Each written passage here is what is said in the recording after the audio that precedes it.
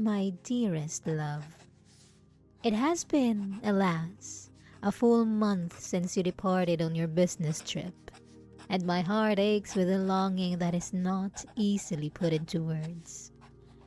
The days pass with a tedium that seems to stretch on endlessly, as I am surrounded by the same faces in soirees, the same conversations in the drawing rooms, and yet all of it feels hollow, for it is your presence I miss the most. The glittering world of high society, with its endless gaiety and superficial exchanges, holds little charm for me in your absence.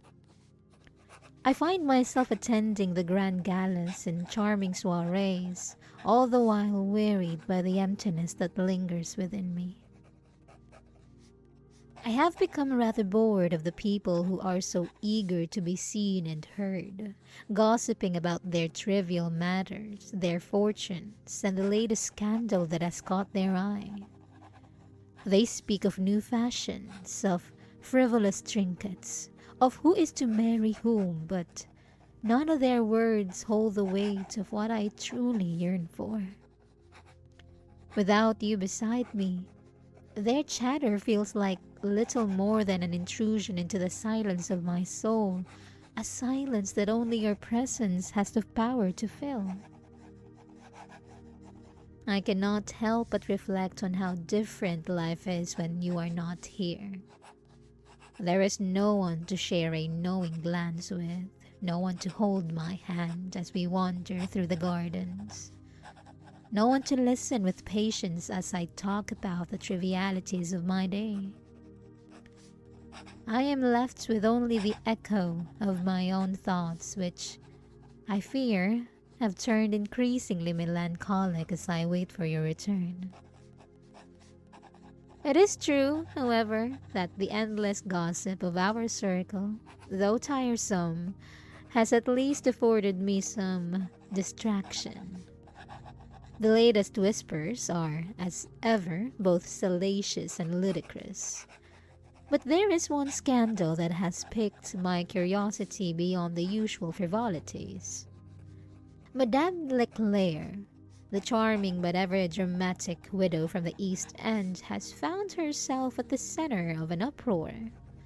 It seems that she has been caught in a most compromising position with none other than Lord Pembroke's younger cousin, a gentleman of some reputation, though one whose taste in affairs is anything but discreet.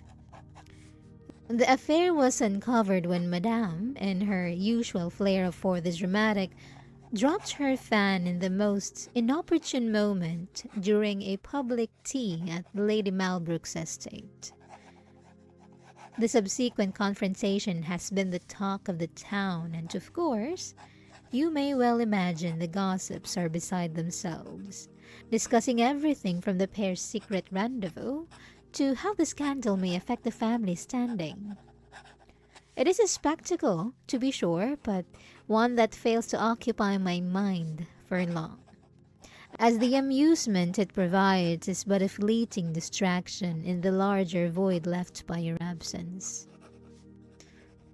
Perhaps, in some curious way, it is the scandalous behavior of those around us that allows me to survive this otherwise monotonous time. I could never find such delight in their petty squabbles, were you here beside me to share in my amusement.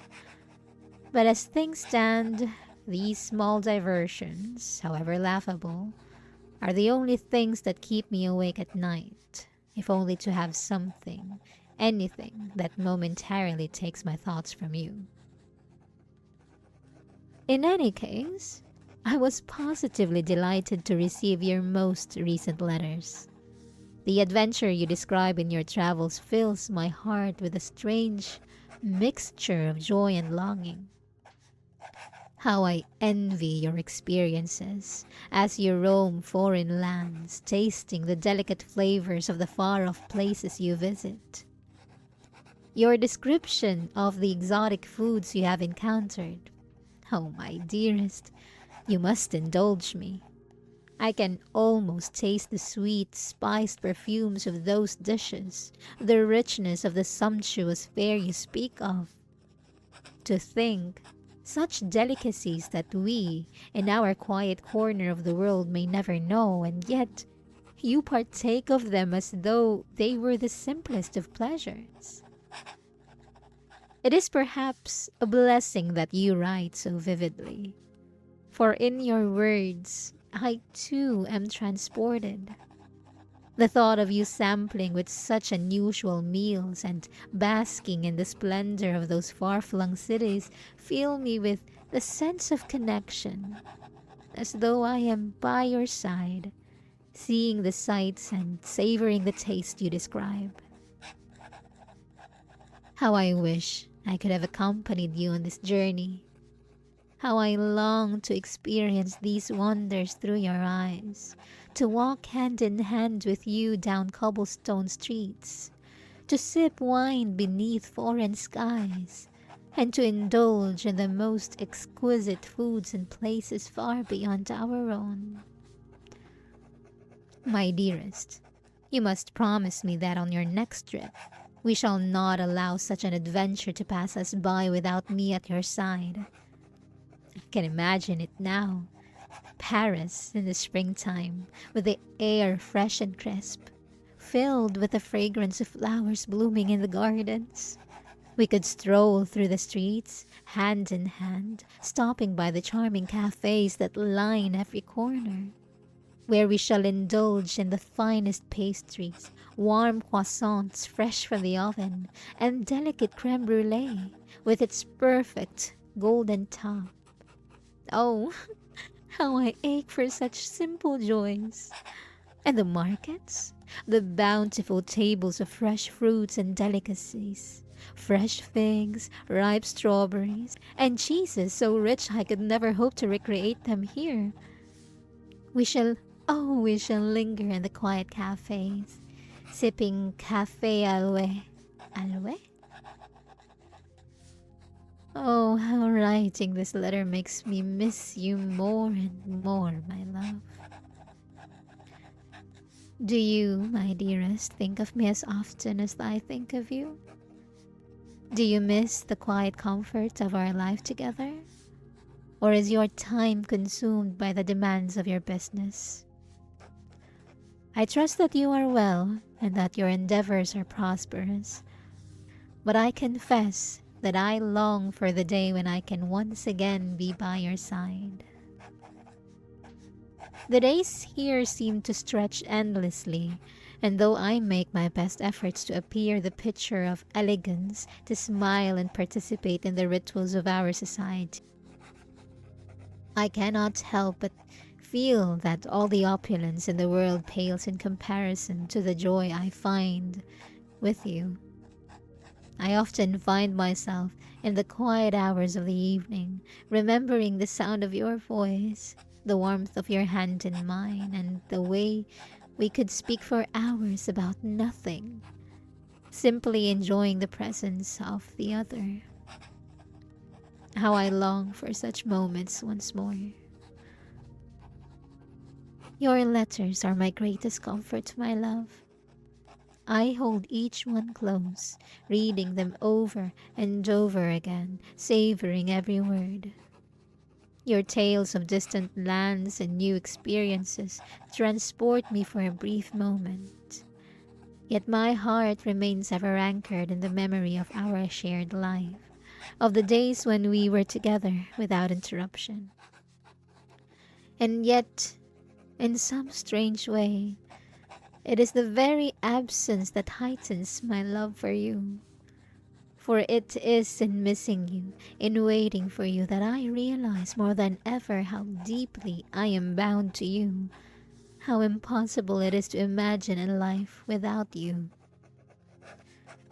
I do not doubt your devotion, my love, and I trust that the work you do is important and that it brings you fulfillment. But how I wish we could leave behind the heavy cloak of duty, even for a day, and simply be together again, away from the noise and obligations of the world.